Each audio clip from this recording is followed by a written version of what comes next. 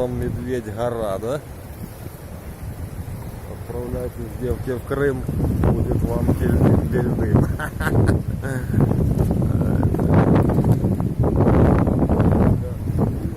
Ага. Продолжение. Нихуя себе.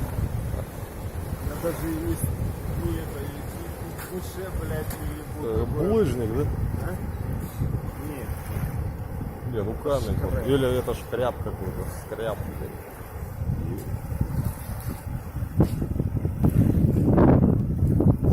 Не, я ему шкреков килограмм купил.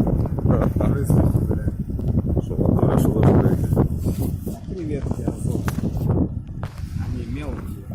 Он сидит, чвакает, блядь. А, ну он же их и любит, он их просил.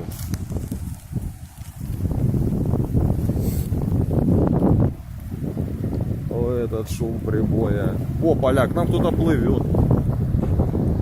Регата. Ага. Скрудж Макдата, да? И этого капитана Блата.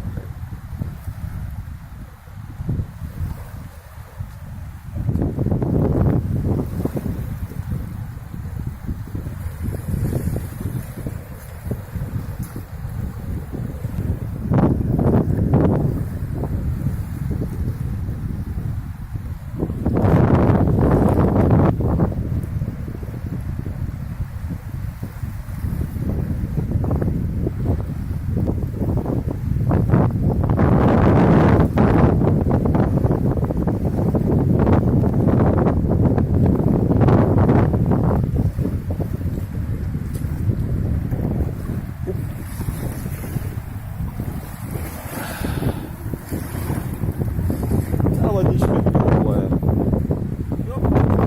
Конечно. Залазь не хочу. Просто странно, что никто не купается, да, как кто тут, блядь, апрель месяц. Хотя, что мы разгар. Да не, ну была погода обалденная. Это вот только второй день вот сейчас дождь. Пока охрана, сука,